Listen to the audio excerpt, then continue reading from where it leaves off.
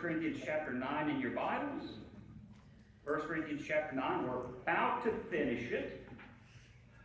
I believe we are at verse 24.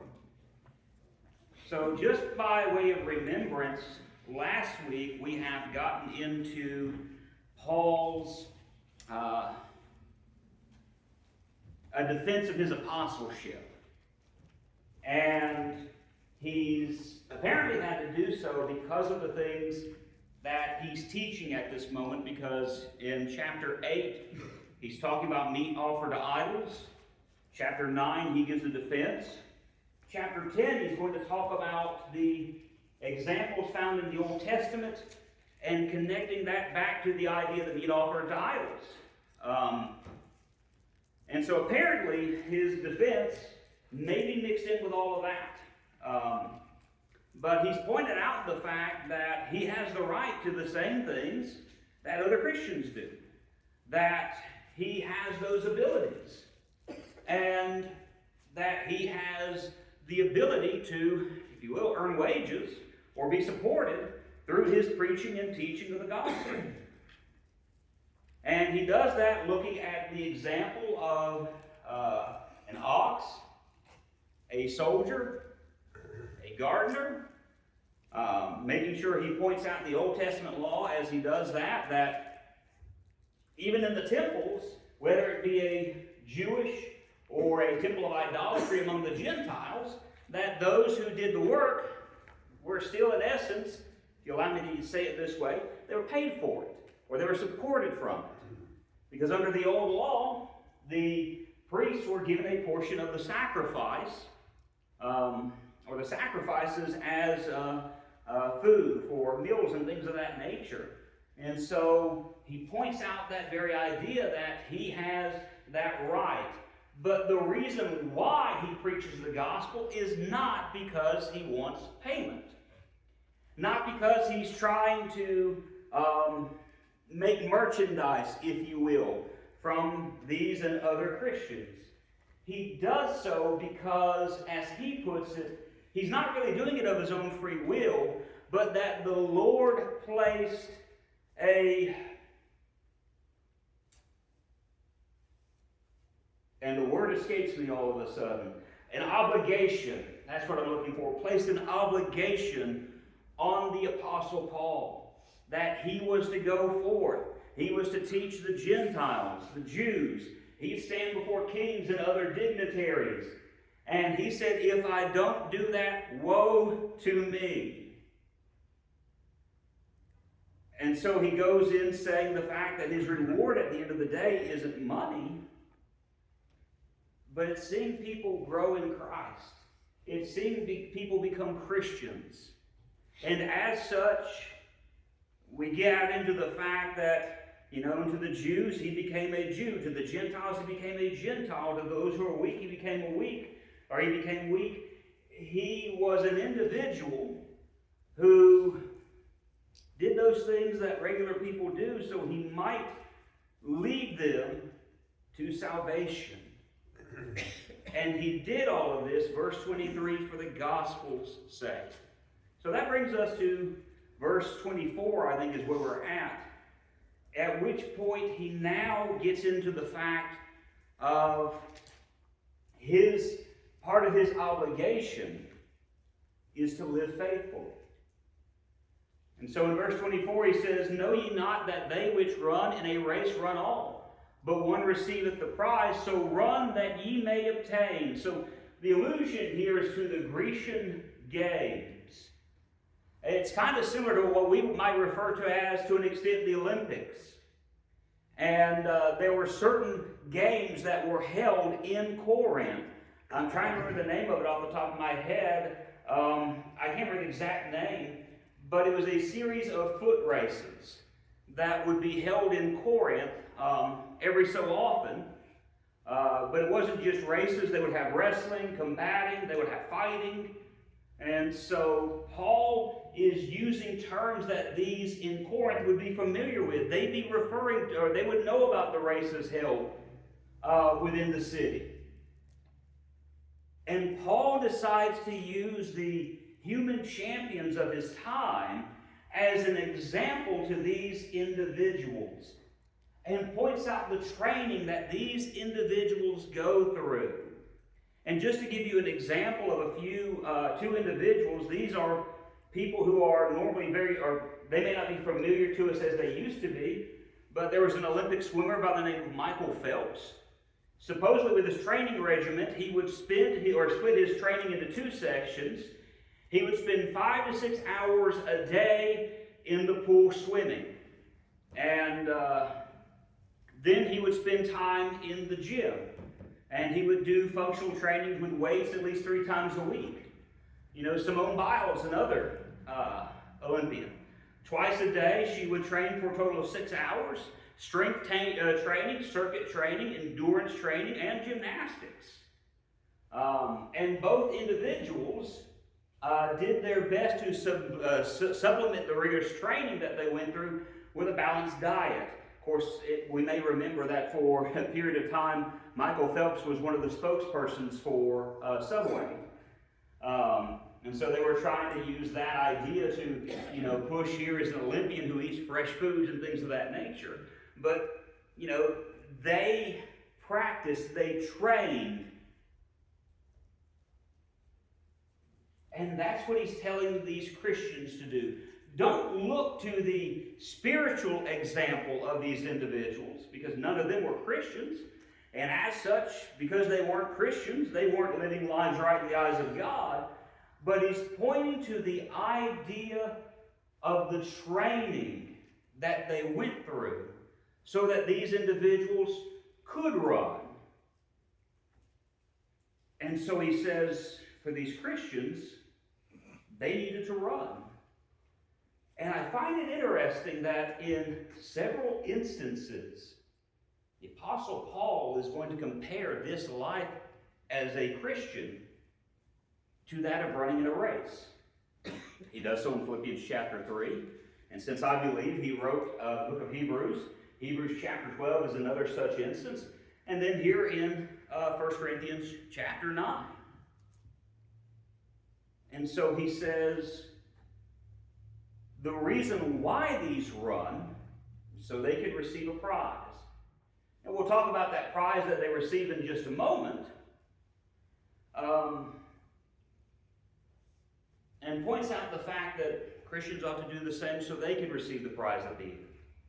And again, we'll talk more about those quote-unquote prizes in just a minute. So then we get to verse 25.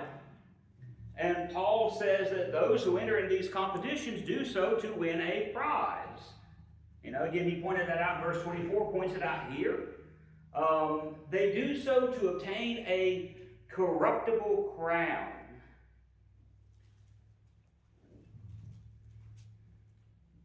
That was literally a crown that was placed on their head. It was a laurel or a crown that was placed, usually made of olive branches or some other plant that they would have wrapped around their head like a crown. That's what you were given if you run one of these races, if you came in first prize. And in order to win that, they had to strive. The word striveth refers to entering into a contest. You can't win if you don't enter into the contest. And the same is true in Christianity. How can we expect to, if you will, win the prize listed at the end of this verse if we don't even participate with Christianity? And in order to win this, we're told that these Olympiads, these athletes, are temperate in all things. Now, I know we don't often use the word temperate in our everyday language, but the word temperate refers to the idea of practicing self-control. Because let's be honest, you're probably not going to see an Olympic gold medalist whose life is lived off of ho-hos and other sugary sweet pastries. So he has to have self-control over his diet.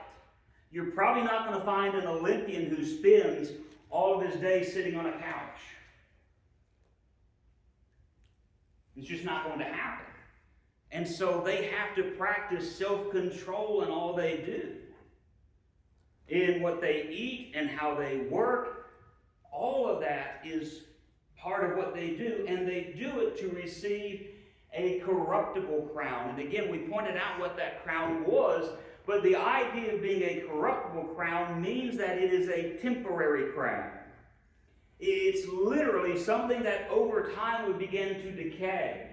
When it was placed upon their heads, the leaves were green, more than likely.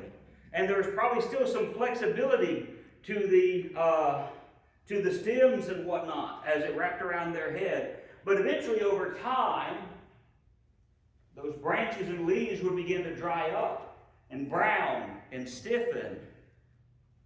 And eventually, that crown became dust. But he says we don't do what we do to receive a corruptible crown, something that is temporary. The Christian strives for a crown that is so much better, one that is eternal. Notice with me 2 Timothy 4, verse 8. 2 Timothy 4, verse 8, and this is just one of a couple of verses that refers to this idea. In 2 Timothy 4, verse 8, Paul says, "Henceforth there is laid up for me a crown of righteousness, which the Lord, the righteous judge, shall give me at that day, and not to me only, but unto all them that love his appearing." You can also reference 1 Peter 5:14, James 1, verse 12, Revelation 2, verse 10. The idea is not literally that of we're going to get a crown that goes upon our heads, but the idea is that the reward for finishing the race as a Christian is eternal in nature. Of course, he's making a reference to heaven. And Paul, when writing to Timothy, points out the fact that he's going to die soon. And again, this is another instance where he references the race because he says, "I have finished the course. I've crossed the finish line." That's his way of saying I'm about to die. But there is something eternal waiting for him at the end of this life. And I want us to remember that. We run the race of Christianity not because we're looking forward to something temporary in nature, but because of what God is willing to give us in eternity.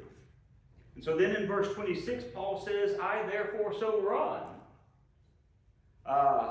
Not as uncertainly, so fight I, not as one that beateth the air."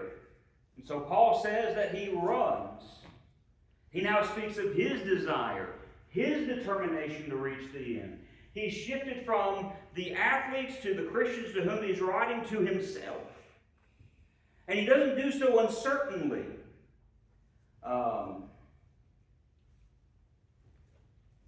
The idea that he's presenting here is the fact that when you typically run in a race, everyone has their own lane. You consider the tracks that you see out on a track.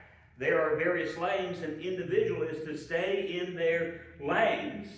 And it might be the case that if a person is not paying attention, that is, if they're running uncertainly, they might accidentally shift over into a lane that's not theirs. And when that happens, that person is disqualified from the race. Paul says, I know where my lane is, I know where the finish line is, and so I run that path that's set before me. It's the one that's set before me by God and His will and the life He wants me to live. So he runs. He knows where he's running. He knows the path that he needs to follow. And then he says, so fight I. Now he's shifting from running the race to boxing. And the idea of fighting here is again a picture that Paul uses every so often. Even as he's writing to Timothy, not only does he say, I finished my course, he said, I fought the good fight. But as he fought, he said, I'm not fighting as one that beateth the air.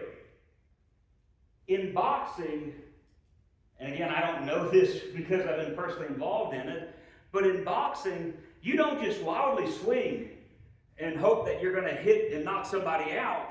Every swing has to count. Every time you throw a punch, You have to know when to do it, when to throw a jab, when to throw a haymaker, when to throw a gut punch or an uppercut. Because if you just start swinging wildly, your opponent could easily block every punch you throw, or even take a step back to where you're dodging the air. And to give us an example of this, I remember a boxing match I once saw with Muhammad Ali and another guy. And I hate to say another guy, but I remember Muhammad Ali, I don't remember the other guy. And Ali barely threw any punches. In fact, I think maybe he threw 5 total, and he knocked the other guy out. Do you know why?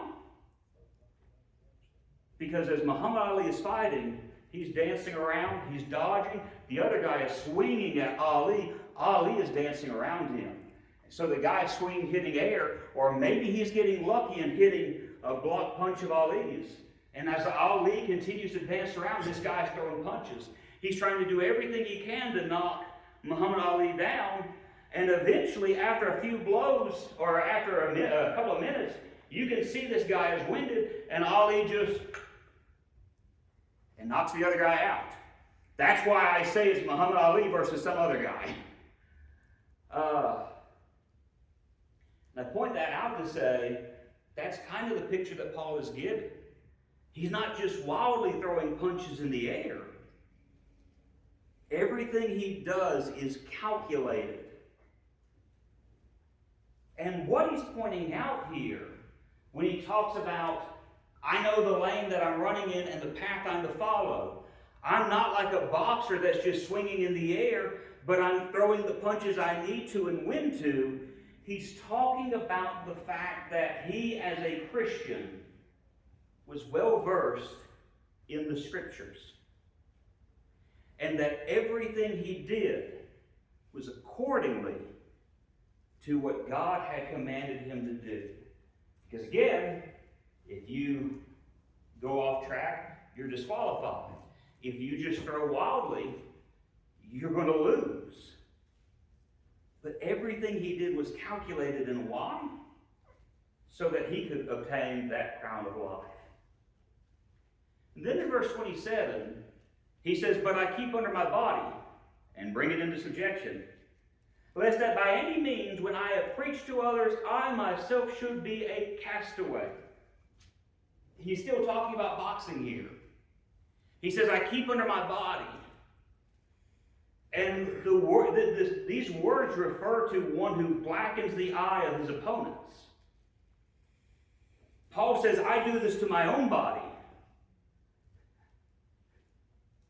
Real quick, I want to point something out. That doesn't mean that Paul was practicing something that's called asceticism. Asceticism is the idea of neglecting the body, even putting one's body through, I guess for lack of better wording, physical torture in order to be more spiritual. That's not what he's saying here. He's using a metaphor to say that he disciplined himself in all that he did. And that goes back to the idea that he presented at the very beginning of this, when he said that when you look at the athletes, they are temperate in all things. So he's bookending this section with some of the same ideas. But instead of referring to the athletes, he's referring now to himself. I practice self-control in all that I do. So he brings his body into subjection. Subjection refers to the idea of being in slavery. Paul says, I have enslaved myself. And considering the fact that oftentimes when he refers to himself as a prisoner or a slave, he's a prisoner of Christ. Again, this is a reference to the self-control that he had. And why did he practice discipline? So that when he preached to others, he himself should not be a castaway. It's funny, when I was studying up for this, looking at the writings of some denominational preachers, the loopholes and the mental gymnastics they try to pull to say, Well, Paul isn't trying to say that he could be lost here. He's trying to say, here's the thing though. That's exactly what Paul is saying here. He's pointing out the fact that he has to have self-control, because if he doesn't, he would be lost. Because that word castaway in the Greek language is often thought of as the idea of one who is lost at sea. And it even references certain metal which was not able to stand up to the test of purity. What happened to that metal if they could not make it pure? They threw it out. They cast it away because it was viewed as worthless. Paul said, I practice self-control in all that I do, because on that last day, on that day of judgment, I don't want to be viewed as worthless by God and wind up cast away. And so that ends chapter 9. What questions or thoughts are there as we move on to the questions that are in our book? All right, I'm going to assume that was either clear as water or clear as mud.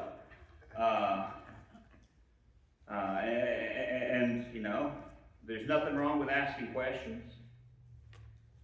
All right, if not, what we're going to do is we're going to start going through our questions.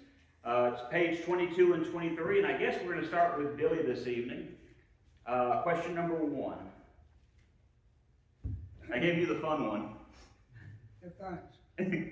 You're welcome. Read Acts 18, 1 through 11, see if you can then explain 1 Corinthians 9, 2.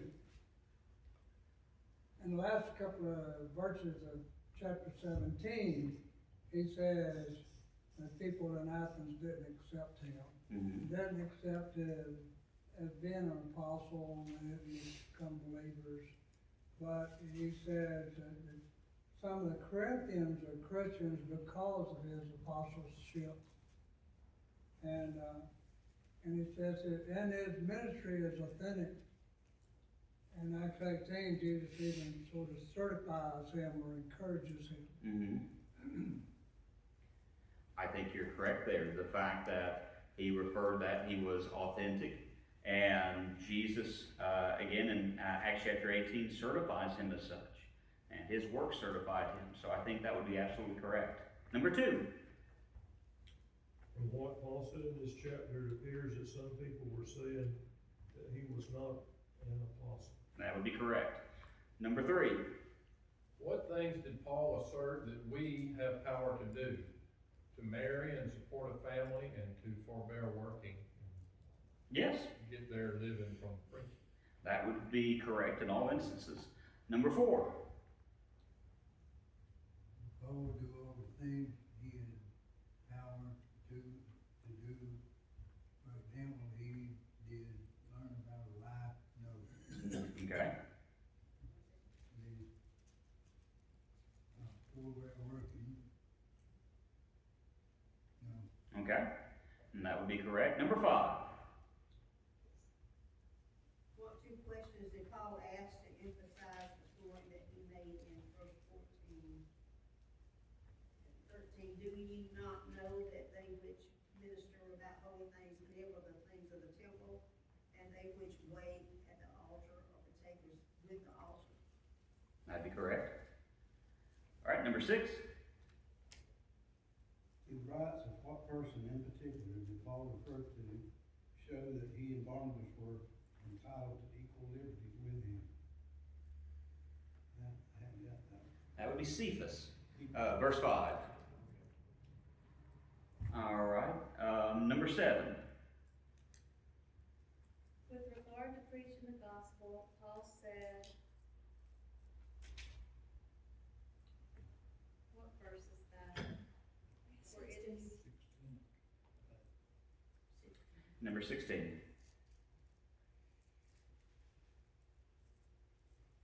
Or I say 14 through 16. Or 14 and 16 would be the verses you're wanting. for necessity is laid upon me, Mm-hmm. yea, and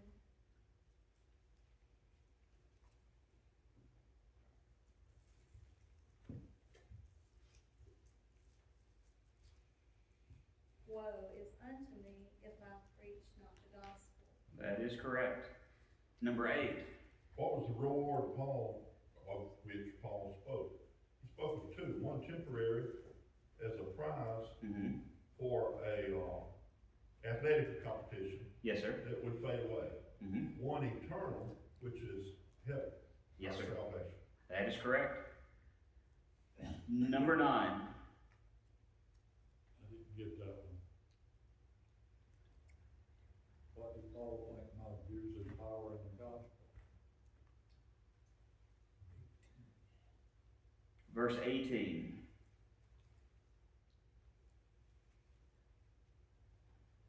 Charging people to preach the gospel would probably he said. Without charge. Mm-hmm. All right, number 10. Why had Paul made himself a servant unto all, so that he might save some?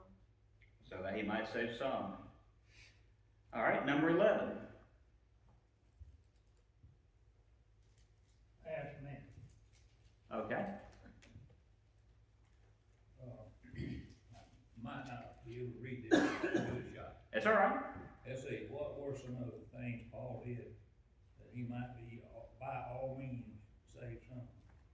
He spoke to Jesus as a Jew. Mm-hmm. He spoke to them without the law. Mm-hmm. To the weak, he became that weak.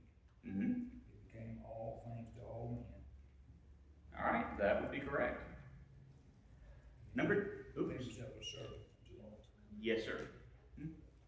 Number 12.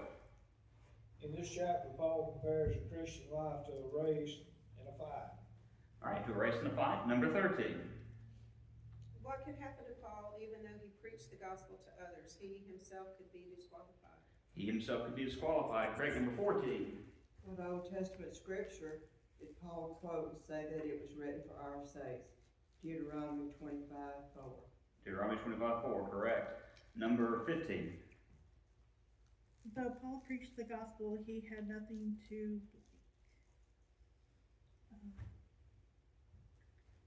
what verse is that in? 16. 15. You said 15? 16. 16, sorry. Had nothing to boast of. Had nothing to boast of. Number 16. Mm-hmm.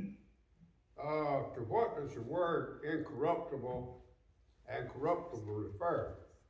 Well, you could go a long different way, but heaven and hell will suffice. Yeah.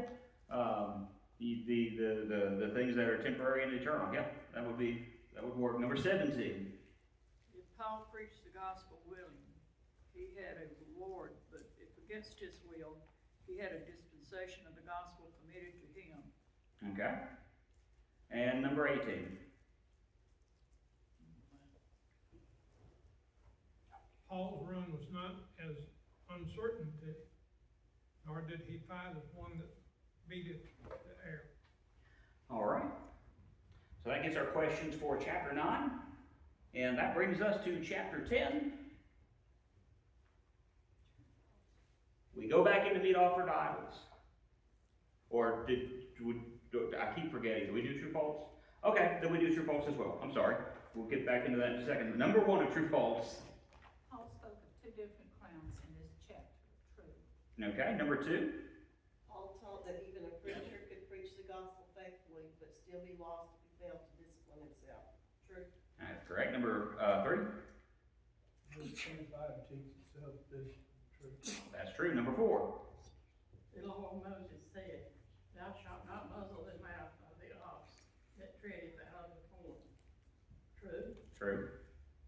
Number 5. Paul often complained to the brethren because he did not have the powers and rights of the other apostles. I put false. That's false. Number 6. Is it back to Billy?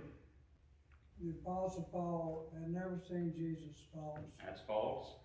Number 7. The Corinthians were Paul's work in the Lord. True. That's true. Number 8. Paul wanted to make the gospel of Christ without charge to the hearers. True. All right, that's true. Number 9. it would have been wrong for Paul to take support of any kind for his preaching, false. False. Number 10. Paul said he became all things to all men, that he might by all means save some. True. That's true. Now we're in chapter 10. And what Paul is going to do in this chapter is he's going to come back into the idea of meat offered to idols, because in chapter 8, he focused specifically on the idea of weak brethren and how that could affect them. Paul is now going to address it from another point of view. He's going to use some of the examples of the Old Testament. I'm sorry, go ahead. In chapter 9, Mm-hmm. Paul became all things to all people within the bounds of the gospel. Yes. And he knew that even with the power that the apostles had, the power that Jesus had, everybody's not going to respond. Oh yeah. One thing that we were taught at Memphis is, and I don't think anyone here would disagree with this statement, Jesus was the greatest preacher who ever walked the face of the earth. How many people refused to listen to Jesus? The majority. Gate's narrow. The gate is narrow. We'll be getting into that soon on Sunday evenings. But that reminds us of the fact that in our lives as Christians, and this was put specifically to us, is that in our lives as ministers, there are going to be people who refuse to listen, who will not obey, I'll put it like this. I remember when I was a student at Memphis, we always went on door knockings, and the second one that I went on was in, was it the first? It doesn't matter. One of the ones I went on was in Lake City, Florida. And the very first door I knocked on with one of my classmates, and to me this prefaced our time in Lake City, Florida, because I have a few stories to tell. Very first door we knocked on, man, came to the door, we talked to him for a few moments, and he made the statement that he was an atheist, and he gave a lot of the arguments that I've heard before as far as there's evil in the world, if God is all good, why is there evil, and things of that nature, forgetting the fact that man has free choice. We have free will, and if a man is evil, it's because he chooses to do those things, not because God forced him to do it, and not because God is not good. But that's the line of argumentation he wanted to take, and when we were at the end of our discussion, we tried to be as cordial as we could to him, but he asked us, he said, "Gentlemen, let me ask you this question." "Yes, sir." "If you were to die right now, would you go to heaven?" "Yes, sir." "Then go jump in traffic." And then slammed the door in our faces. You know what we did? We went to the house right beside his. That's what you got to do. There are going to be people, and we're going to point this out actually this Sunday evening, in which we talk about, the evening is going to focus on the idea of not casting pearls before swine, or that which is holy before dogs. There are going to be a lot of people who refuse to listen. We just have to move and go on to the next one. But even in those instances, we cannot sacrifice the truth. And that is one thing that people often mistake when they talk about Paul being all things to all men. And I did make mention of this when we talked about it. I kind of quickly went through it, but Paul didn't sacrifice the truth to be all things to all men. In fact, that's what his major focus is, and the idea of him running the race and fighting is he never sacrificed the truth. He did things accordingly to God's will. But still, at the end of the day, a lot of people are going to reject the message. And it's not us they're rejecting. And we have to remember that. I think it's 1 Samuel chapter 9. I could be wrong on this. But I'll pull a marshal people. Read 1 Samuel, you'll find it. When the people wanted a king, an earthly king like the nations surrounding them, God said they haven't rejected you, they've rejected me. When people reject the truth, they're not rejecting us, they're rejecting God. So, yes, sir. Based on this passage, we can't let the results of our efforts discourage us. Mm-hmm. You gotta keep going like you went to the next door. Yes. We have to just keep pumping the pump, so to speak. I have a sermon that Blood on the you... wall. Sorry. Some of it's gonna stick eventually. Exactly. All we can do is plant seeds. That's all we really are. We plant seeds, we water, God gives the increase. Sometimes it takes a long time for the increase to occur. Sometimes I won't say it doesn't occur, but sometimes it's not from where we'd expected or not maybe where we'd hoped it to be from. But God will give the increase. I have a sermon that I've written called They Didn't Listen Either. And maybe something that sometime in the future I can do here. But it covers a number of different individuals like Noah, the prophets, Jesus, the apostles. And it kind of focuses on the fact that these are individuals who throughout history, they taught the truth. And it wasn't always well received. But there are certain encouraging things that we can pull from their examples to show that we can't give up. Because it is discouraging when someone rejects. It is discouraging. And it is easy for us to say, no one wants to listen to the truth anymore. And I'm going to tell you something as politely as I can, that is a lie. If we tell ourselves no one wants to listen anymore, that's a lie. Now, there are some who don't want to listen anymore. But there are people who do want to listen. Guess what? You just haven't found that person yet. But you know what will happen eventually? You will. But we have to keep trying. We have to keep doing. We have to keep teaching. We have to. And one more thing, and then we'll call this to a close. Wherever the Apostle Paul went, and you've heard me say this before, probably even in the past couple of days, wherever Paul went, one of two things happened. There was either a revival, that is, the gospel was accepted and people were glad to hear it, or there was a revolt. In fact, in one instance, the Apostle Paul was stoned. Not to death, but he was stoned. You know what he did? He got up, he went right back into the city, and preached the gospel. And that is what we have to do. They're not going to stone us. I hope not, anyway. But we have to keep teaching the truth. We have to keep standing up for what's right. And in the end, if we keep going and refuse to faint not, I like what Paul is going to say in chapter 15. He says, your labor in the Lord is not in vain. And the idea there is, the work that we do in this life,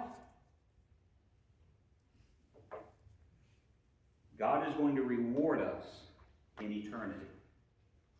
And so we're going to stop our class right here. We'll get into chapter 10 next week. As always, I appreciate your kind attention, the participation, the comments, the questions, the answering of questions. You have no idea how encouraging it is for everyone to be as involved as they are. And again, as always, I hope I'm encouraging to you all as well. And so we'll wait for the teenagers to get in here, and then we'll have the invitation.